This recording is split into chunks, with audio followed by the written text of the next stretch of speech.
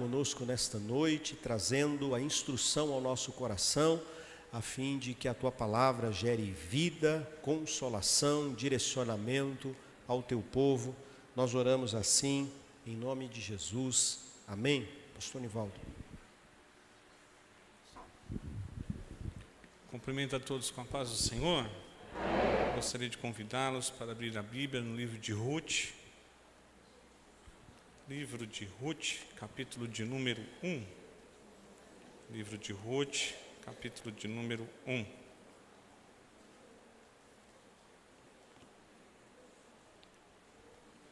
Enquanto os irmãos procuram, quero aqui manifestar aqui a minha gratidão a Deus pela oportunidade de estarmos aqui. Louvar a Deus que aqui no mês de fevereiro eu fiz 20 anos de casados. E é uma benção. Louvar a Deus por esse Ministério de Família, o Departamento de Família da Igreja, que tem sido enriquecedor para nós. O Senhor colocou essa palavra no meu coração, e quando a gente é mais jovem, a gente tem uma expectativa bastante idealizada quando a gente prega, né? A gente começa a estudar com a ideia de que a gente vai pregar e 100% do público vai ouvir a sua mensagem e você falou, eu preguei para 100. Mas há momentos que a gente vai pregar e há uma certa experiência, a sensação de que às vezes você prega algo que às vezes é para pouquíssimas pessoas. Mas o Senhor colocou essa palavra no meu coração e eu vou compartilhar aqui com os irmãos, amém? Para nós ganharmos tempo, diz assim: ora, sucedeu que nos dias em que os juízes governavam, houve fome na terra. Um certo homem de Belém de Judá foi residir temporariamente na terra de Moabe, ele e sua esposa e seus 2 filhos. O nome do homem era Elimeleque, e o nome da sua esposa Noemi, e o nome dos seus 2 filhos Malom e Quilion, efrateus de Belém de Judá, e eles chegaram à terra de Moabe e ali continuaram. E Elimeleque, marido de Noemi, faleceu, e ela foi deixada com os seus 2 filhos. E eles tomaram para si esposas das mulheres dos moabitas. O nome de uma era Orfa e o nome da outra Ruth. E eles habitaram ali por cerca de 10 anos. E Malom e Quilion também faleceram. E a mulher foi deixada sem os seus 2 filhos e o marido. Então levantou-se ela com as suas 2 noras, para que pudesse retornar da terra de Moabe, pois ela havia ouvido na terra de Moabe como o Senhor havia visitado o seu povo, dando-lhe pão. Amém? Nós vamos ficar somente nesse texto, porque é um texto bastante, ele é curto, para a gente ganhar tempo. E eu gostaria de usar a história dessa família aqui para a gente trazer uma reflexão. Quando a gente olha esse texto sagrado, principalmente no último verso que a gente leu aqui, quando ela lembra de que ouviu notícia de que o Senhor havia dado pão ao seu povo, ela vai viver uma experiência que eu acho uma experiência desafiadora, mas que todos nós passamos em alguma medida: recomeçar. Recomeçar é mais difícil do que começar, porque quem começa traz consigo a expectativa de algo novo. Eu estou começando algo novo. Eu estou por si só mobilizado em construir algo novo na minha vida. Então, começar é bom. Agora, recomeçar é desafiador, pois nós trazemos na nossa experiência a frustração de que algo não aconteceu.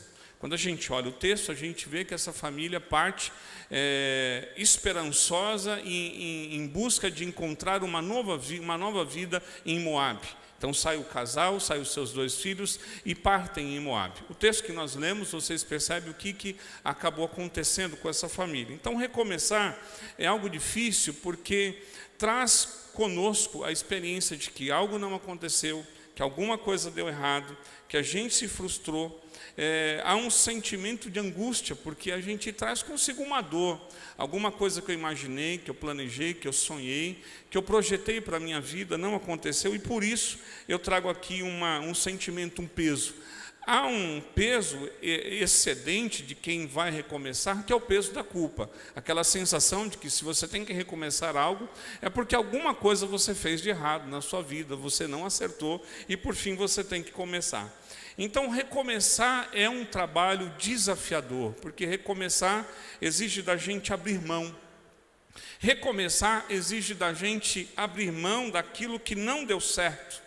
Recomeçar exige da gente humildade, e muito mais do que humildade, maturidade, resiliência, para fazermos construções diárias de recomeçar alguma coisa nova, seja na empresa, seja no trabalho, seja um projeto pessoal, mas também seja na família. Precisamos de dose de humildade, de maturidade, de resiliência para fazer aquilo que tem que ser feito diariamente para que a gente possa recomeçar. Então este texto que nós lemos, este livro que nós estamos aqui, ele é um livro que mostra para a gente a história dessas duas mulheres, justamente Noemi e Ruth, que são mulheres que trazem aqui para nós lições importantes. Ambas perdem os seus esposos.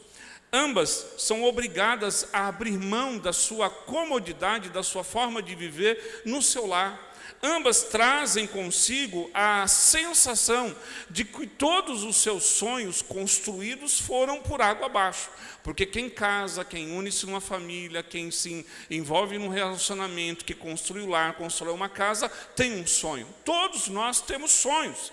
E essas mulheres perderam os seus sonhos. Então elas são obrigadas a voltar. Elas são obrigadas a recomeçar as suas vidas. E essa história é interessante porque, meus irmãos, este livro de Ruth, ele é um livro importante na comunidade judaica. Ele é um livro importante no meio do povo de Deus, porque ele traz aqui a herança de Davi. Aqui nós não temos Davi, mas este livro vai ser lido, vai ser comemorado, vai ser recitado em festas e período, porque aqui traz aqui a herança do Davi, o rei de Israel. E é um livro pequeno, veja só que é um livro de 4 capítulos, tem apenas 85 versículos, que é uma história de amor e de redenção em tempos de crise. E é interessante porque essa história aqui dessas duas mulheres, esse contexto em que a gente iniciou aqui, traz inúmeras lições para as nossas vidas. De uma forma muito simples, para incentivar você depois a voltar a ler este livro, até porque você não demora mais do que 10 ou 15 minutos para você ler esse livro. A história deste livro se passa no período dos reis, dos juízes. Vocês lembram que depois das mortes dos grandes líderes, os juízes foram governando Israel esporadicamente ou momentaneamente. Enquanto um juiz se levantava e servia a Deus, este povo ficava bem. Mas quando se levantava um juiz que abandonava, ou então na bonança, este povo passava fome. Então foi justamente num período de crise, de escassez, de fome, que esta família aqui, de Elimeleque, que alguns historiadores dizem que ele era um homem rico, ele era um homem de posse, e se viu perdendo os seus bens, o seu conforto, as suas coisas, e apostou de que sair dali e ir buscar uma vida numa terra distante seria um caminho. Então ele foi para Moabe. Moabe é uma terra de povo estrangeiro. Moabe é uma terra de povo pagão. Mas ele foi em busca de tentar alguma coisa para a sua vida. A história desenrola. Assim que Elimeleque chega, ele morre. E vocês sabem o que é a vida de uma mulher viúva para este tempo bíblico. Ela então tem os seus 2 filhos e os seus 2 filhos vão casar. E aqui é interessante porque os 2 filhos casam com mulheres moabitas. E se você perceber, a gente não vai entrar em detalhes aqui dos nomes, do contexto, mas há toda uma lição aqui envolvida nos nomes desses filhos. Porém, os 2 filhos dessa mulher, chamada aqui Noemi, morrem. Fica então Noemi viúva com as 2 noras, Orfa e a própria Ruth, viúva. Foi então que ela ouve pelos noticiários, alguém manda um WhatsApp para ela e diz assim: olha, Deus visitou o seu povo e Deus está dando pão na casa do pão porque havia escassez. Então ela se levanta porque, veja bem, uma mulher já de uma certa idade, não tinha mais uma herança, não tinha mais uma descendência, não tinha mais uma genealogia, e ela resolve voltar para sua casa. Quando ela levanta e vai voltar para casa, suas 2 noras começam.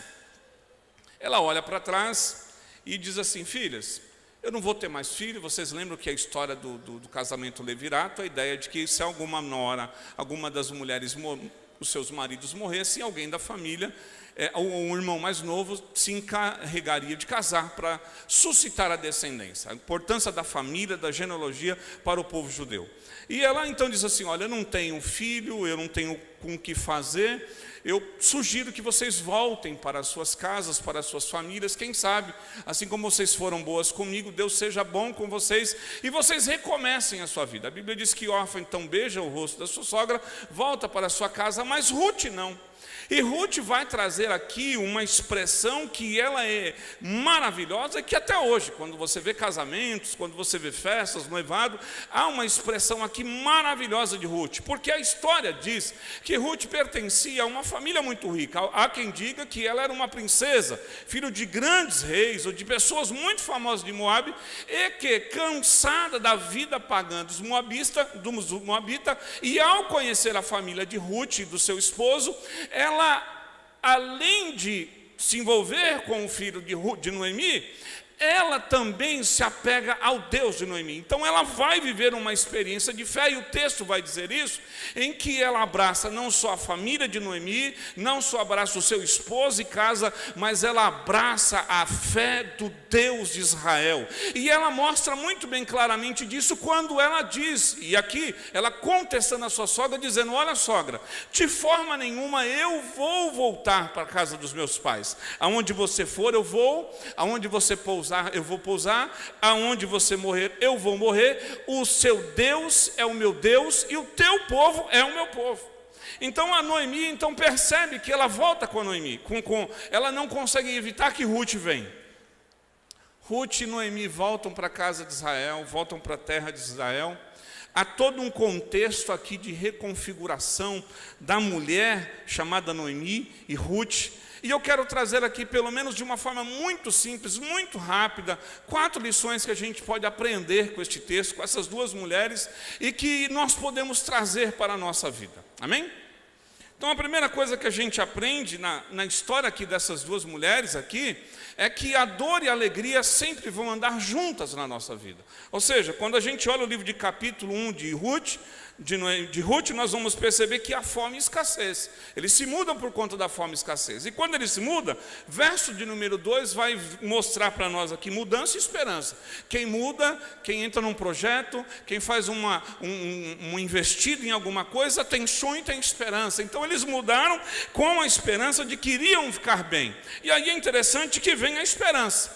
Só que quando a gente olha o capítulo 1, do verso 3 ao 5, nós vamos ver uma mescla aqui de casamento, de família aumentando, mas nós vamos ver a experiência de morte e de luto. E tudo isso faz parte do enredo, da trama, da história dessa família e também faz parte da nossa história. E nós precisamos entender que as dor e a alegria sempre vão fazer parte da nossa vida. Essa é a realidade. É que nós vivemos num período de vida tão assim, com a ênfase na alegria, com a ênfase no super, com a ênfase na experiência indemasiadamente grande, né? E essa forma de viver, ela chegou aos cultos, né? Porque você vê os cultos assim, o hiper grande culto maior do que você já teve na sua vida. E no outro dia, o hiper, ultra, mega, super. Então essa coisa hiper, ela invadiu a nossa vida, a nossa cultura, e a gente acha que a vida é somente dessa forma. Mas não, a vida, ela apresenta essa dualidade de que nós teremos momentos de alegria, momentos de tristeza. Haja vista, quando a gente lê o livro de Eclesiastes capítulo 3, ele vai mostrar esta dualidade ocorrendo. E não necessariamente que se você for feliz hoje, amanhã vai ser triste. Não significa que ela acompanhe uma sequência, mas vamos ter essas duas experiências transitando na nossa vida, na nossa casa, na nossa família. E essa realidade aconteceu com a família de Ruth. E aqui é interessante que eu não estou aqui desencorajando ninguém, não estou aqui fazendo apologiador, né? Aquela ideia do camarada que ele vive assim, não tem jeito mesmo, a vida é um desatino, não tem mais jeito, não tem mais solução. É semelhante àquele desenho antigo lá do século passado, que vocês vão lembrar, que dizia, ó céu, ó vida, ó atrás, ó tristeza. A ideia de que não tem mais o que fazer, a vida é só prejuízo. Não, isso é apologia à dor, isso é resignação, isso é alguém que assume a vida com a ideia de que não há para mudar mais nada. Não, isso aqui é para a gente aceitar o contrato da vida, como ele é, como ele acontece, a gente entender que a gente vai enfrentar situações difíceis. Foi o próprio Jesus que disse, lá no livro de João, no mundo tereis aflições, mas tem de bom ânimo, eu venci. E isso aqui não é um salto na utopia, mas é abraçar a vida com coragem, com realismo, com certeza de que teremos momentos difíceis, de lutas, de dor, de angústias, mas também teremos um momento de alegria, de conquista, de sucesso. E isso aqui, queridos, é a maturidade para abraçar a realidade da vida como ela é. Talvez seja por isso que criaram o novo slogan da geração mimimi, que qualquer coisinha é mimimi, está doendo, não dá certo, não consegue juntar 2 mais 2, vai assumindo uma postura meia flexível, meia mole da vida. Não, a gente precisa agarrar a vida com realidade, a gente precisa agarrar a vida como ela é. É por isso que Paulo, ele aprendeu isso, ele aprendeu a viver essa dualidade da vida, quando ele escreve no livro de Filipenses capítulo 11, capítulo 4, verso de número 12, porque todos nós recitamos, colocamos no nosso carro, colocamos na nossa agenda, tudo posso naquele que me fortalece. Oh, glória a Deus, amém. Mas Paulo fala algo antes, quando ele diz, sei ter necessidade, sei ter mais do que preciso, aprendi a viver em todo momento da minha vida, tudo posso naquele que me fortalece. Então, querido, não importa o momento da sua família, do seu momento de viver, a vida é isso, traz consigo suas dores, suas alegrias, suas dificuldades, seus momentos de verão, seus momentos de primavera, mas de inverno intenso, e isso faz parte da nossa vida. E nós precisamos aprender, nós precisamos abraçar essa realidade. Sabe para quê? Para que a gente não possa entender a vida como causa e efeito. Né? A teologia dos amigos de Jó era a teologia retributiva. E a ideia é assim, olha Jó, se tu está vivendo nesse tipo de vida, camarada, alguma coisa você fez de errado. E às vezes a gente olha para nós e diz assim, não é possível, eu tenho algum pecado escondido, eu tenho alguma coisa oculta em mim, porque não tem jeito, estou fazendo tudo certinho, está dando tudo errado. Querido, não é a questão de você procurar causa e efeito na vida, é abraçar o contrato da vida, que tem luta, tem dificuldade, tem desafios, tem prejuízo, tem perda, tem momentos difíceis, mas em todos esses dias o Senhor é conosco, é com você. Haja vista, é um versículo que mais tem na Bíblia. Alguns dizem que tem 365 vezes a palavra não temas. Eu acredito, não temas para todos os dias, porque essa é a realidade do viver. Segunda lição, nós precisamos aprender a acolher essa realidade com realismo e responsabilidade, para que a gente não possa ser preso na culpa e no ressentimento. Irmãos, isso parece simples, mas há aqui um ponto de adoecimento de muitas pessoas. Quando a gente olha aqui, e a gente acolhe esse contrato de viver desafiador, a gente se abre para o que vem. E isso nos salta a aprendermos a viver com realismo e com responsabilidade. Porque se a gente não viver com realismo e com a responsabilização, a autorresponsabilização, a gente vai entrar no caminho da culpa e do ressentimento. Olha aqui a expressão de Noemi, no capítulo 1, 20 e 21, e olha o que ela diz: não me chamem Noemi, que ela volta para a sua terra. E quando ela volta para a sua terra, as mulheres dizem assim, olha Noemi chegou. E ela diz aqui, olha o que ela diz, capítulo 1, verso 20, não me chamem Noemi, agradável, suave, amável, pois o Todo-Poderoso pesou a minha vida, pesou sobre mim a sua mão e a minha vida. Ou seja, a culpa é de Deus. E além da culpa ser de Deus, a culpa é minha também. E olha o que ela diz no verso de número 21. Vazia o Senhor me fez voltar.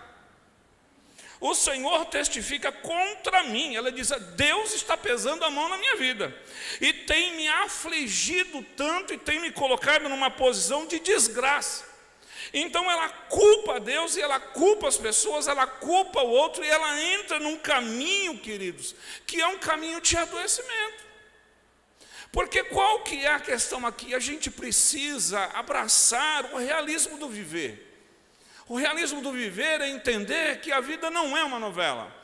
A vida não é aquele comercial que eu cresci assistindo da família Doriana, que acordava cedo, todo mundo perfumado, com os cabelos arrumados, todos sentadinhos na mesa, tomando aquele café na mesa farta, que coisa linda. A geração de hoje não vai ler, mas eu cresci com isso. E nós não vamos ver essa realidade. Mas ela assume uma postura em que ela vai ficar presa na culpa e no ressentimento. Porque o que diz o nome Noemi? Amável, suave, amigável, uma pessoa doce. Mas ela diz, não me chame mais de Noemi, me chame de Mara, de uma mulher amarga.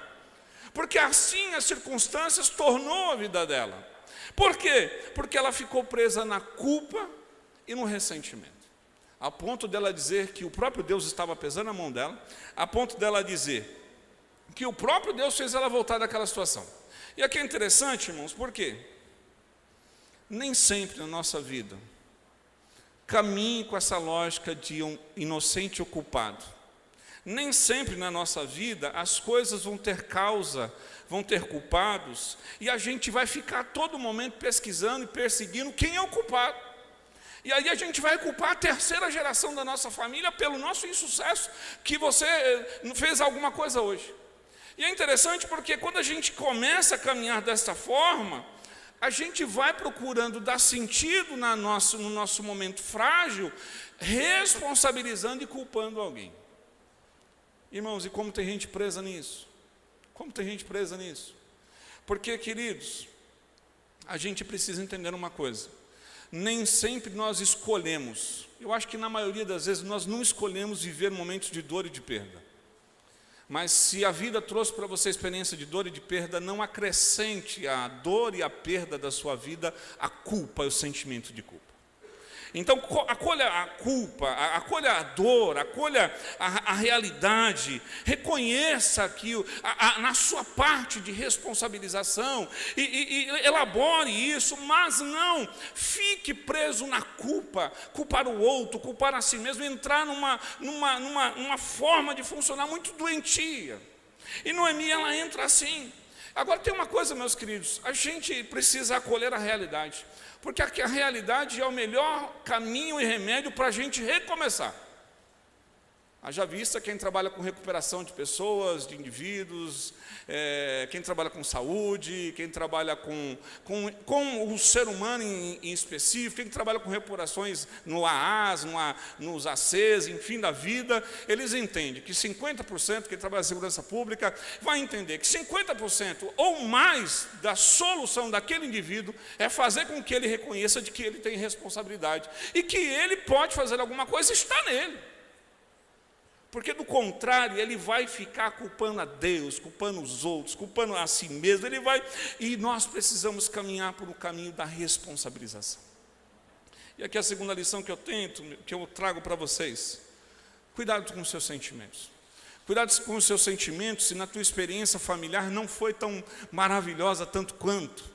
Cuidado com os ressentimentos e o sentimento de culpa em si, se alguma coisa não deu certo na sua casa, no seu casamento, na sua vida, na sua família, na sua geração. Cuidado para que você não fique preso a isso, amarrado a isso. A gente não tem tempo, mas a gente vai perceber que toda a vitória de José sobre a trama difícil da sua família, ela é clara para a gente quando ele encontra os seus irmãos. Que os seus irmãos estão todos presos na culpa, no medo, e naquela experiência toda, eles estão todos cativos ali, numa situação assombrado, e quando ele se dá a conhecer, ele abraça os seus irmãos, porque o que fez José sobreviver a todo esse tempo é que ele não ficou preso na culpa, no ressentimento, na amargura. Ele era um homem livre, e livre como era, ele conseguiu abraçar os seus irmãos, porque ele entendeu que apesar das injustiças da sua vida, da sua história, Deus transformou e transformaria isso em bênção no seu viver. Então, querido, não abraça a culpa, o ressentimento, abra mão disso, abra mão desse sentimento de querer justiça, de querer cobrar essa fatura e entrega nas mãos de Deus, como a família do Ezequias colocou aqui, cantou muito bem. Deus sabe fazer melhor do que você. Abra mão disso, se responsabilize, assuma a sua parte, olhe a realidade e dizer, está difícil, mas eu me responsabilizo que o que depender de mim, eu vou fazer a minha parte. Terceira lição, estou caminhando para terminar. A terceira lição, a gente vai encontrar na história de Ruth. E essa é a terceira lição. Tenha uma atitude de esperança e conte com Deus. Irmãos, nós não temos tempo de explorar aqui o texto, mas eu te convido a você ler essa história da semana no ônibus, em casa, à noite, 5 minutinhos, 10 minutinhos. Mas as duas voltam para casa. E quando elas voltam para casa, você não vai ver nenhuma manifestação de incentivo, de recomeço, de estímulo de Noemi para Ruth. Porque Noemi está dentro do olho do furacão, ela não consegue enxergar mais nada, ela é uma mara. Mas a gente vê no capítulo 2, quando Ruth se levanta e disse, eu vou me levantar.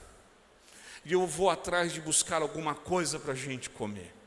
E toda a história vai se encaminhar, e ela vai ao campo. E o campo, ela vai assumir uma postura de uma mulher pobre, uma mulher sem acesso social. E as leis de Israel sempre preservavam a forma de não deixar o desequilíbrio, né? Então, por exemplo, os agricultores, quando iriam colher, eles não poderiam colher em 3 situações. Primeira, quando caíam no chão.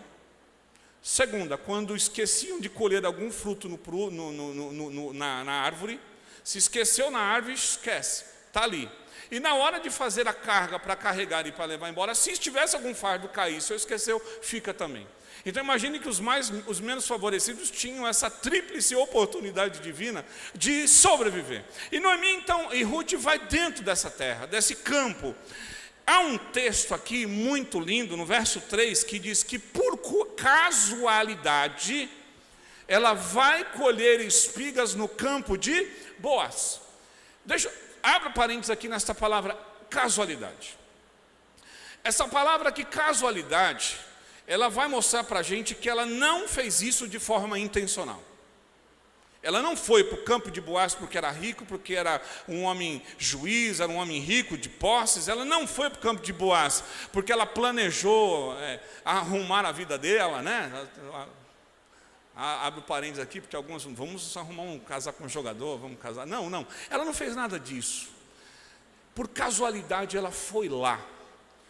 E deixa eu dizer uma coisa para vocês aqui, porque a trama da história do livro de Ruth é mostrar para mim e para você que atrás das casualidades da vida, Deus está cuidando de você, Deus está cuidando da tua vida, Deus está cuidando da tua família, Deus está cuidando da tua casa, Deus está cuidando do teu casamento.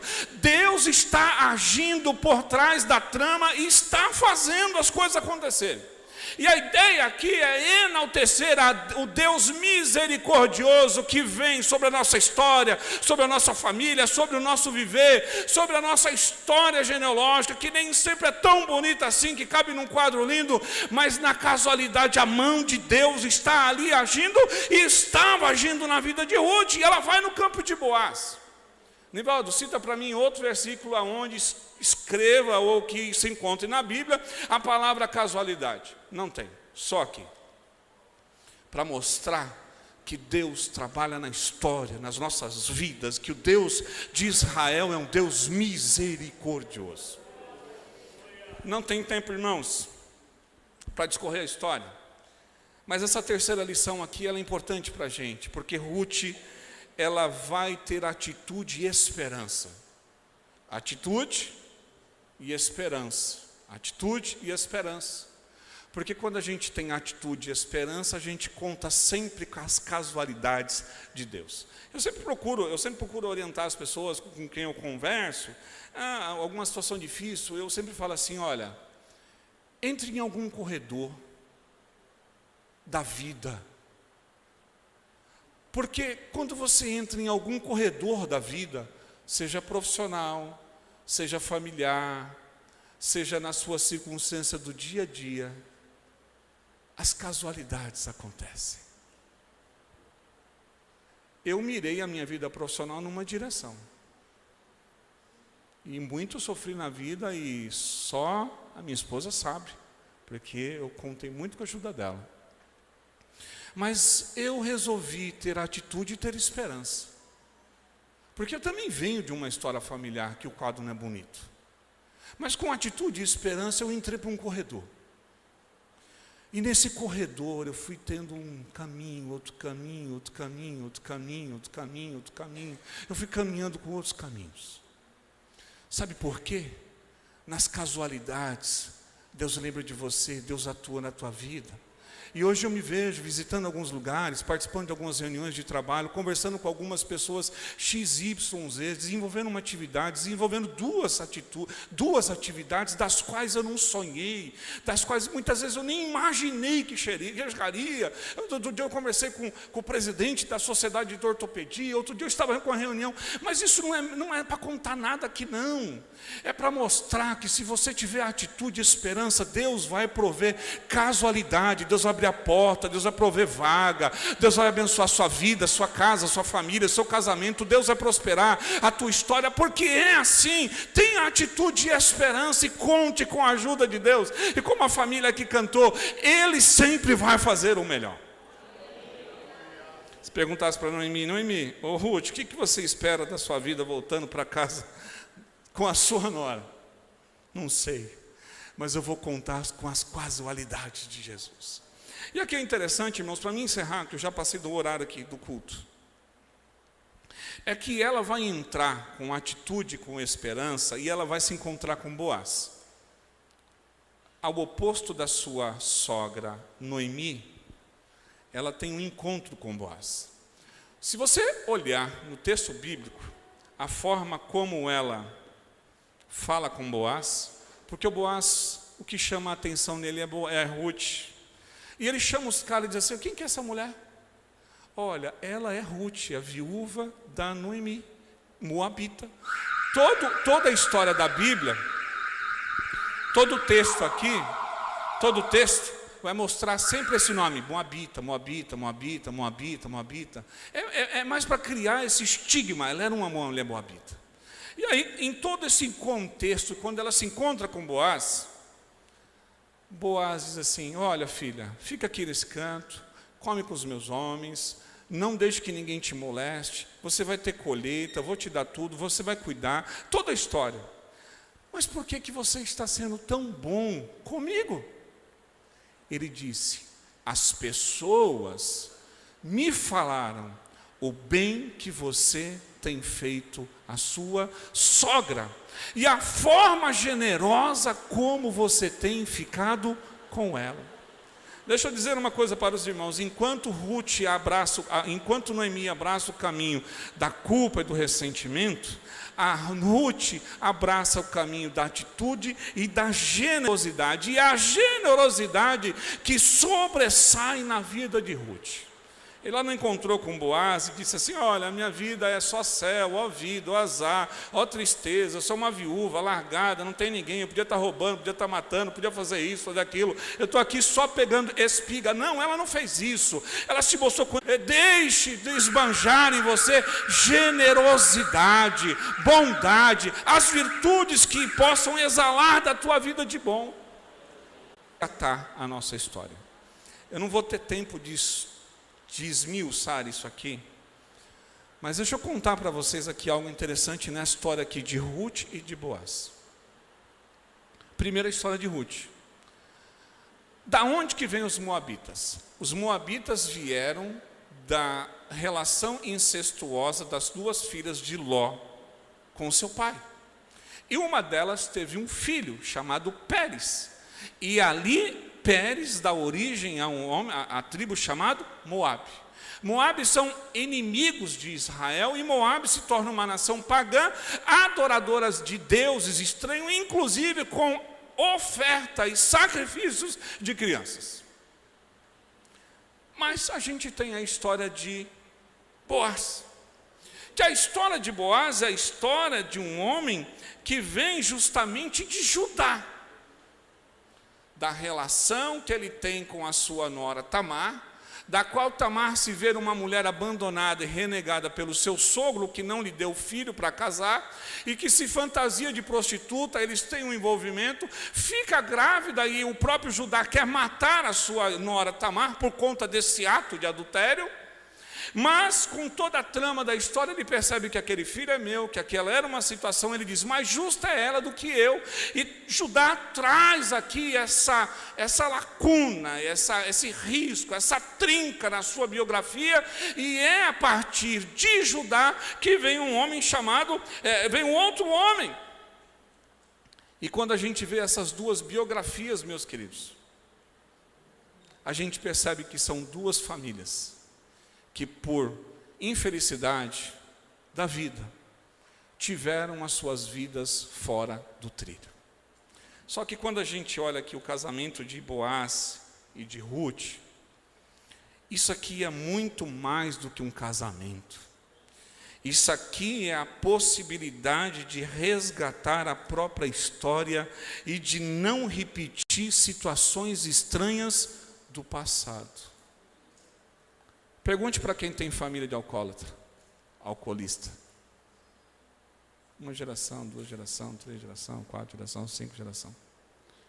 Pergunte para quem tem famílias de casamentos desfeitos. Há famílias que têm 3, 4 gerações que os casamentos vão sendo desfeitos. Pergunte para quem tem histórias de famílias que foram, ao longo do tempo, saíram do trilho. Eu vim de uma família muito difícil. Eu falo para as crianças de vez em quando, eles ficam olhando. Eu cresci numa família sem pai e sem mãe. Eu cresci sem a opção de escolha, ter que frequentar terreiro de umbanda, de candomblé. Sem opção de escolha, eu tive que frequentar tantas situações vexatórias, de não ter oportunidade na vida, de você olhar a sua própria história e falar assim, não tem jeito, vai repetir. Só que, queridos, com Deus, é possível resgatar a nossa história e fazer de forma diferente. E aqui eu quero falar para uma pessoa, ou duas, ou pouquinho, talvez uma. Talvez você olhe para a tua história familiar e você diz assim, a minha vida não tem mais jeito. Não tenho esperança de ser casado, de ser feliz, de ter uma família, de ter um lar, de ter uma casa, de ter filhos, porque olha a minha história. Eu vim mostrar para você aqui que o Deus de Ruth e de Boaz não mudou, continua o mesmo, Ele está aqui. E é possível você reescrever a sua história sem os erros e os tropeços do passado. Quando a gente olha em Ruth, a gente vê a história de Ruth e de Boaz, um casal que escreveu a sua história de forma diferente, que encontrou-se com a graça de Deus e a graça de Deus lhe fez entrar na genealogia de Jesus. Quando você termina o livro de Ruth, você vai ver lá que Ruth termina a sua vida casada com Boaz, com Boaz. Boaz que vem de uma história, que Ruth que vem de outra história, mas ela tem um filho chamado Odeb. Odeb vai ser pai de Jessé, e Odeb vai ser pai de Davi, que consequentemente vai entrar na genealogia de Jesus. O que eu quero dizer para você? Não importa a sua vida, a sua história, e se a tua família saiu do trilho em algum momento, eu quero dizer que Deus tem bênção para você, Deus tem perdão, Deus tem graça. Deus quer reescrever a tua história para que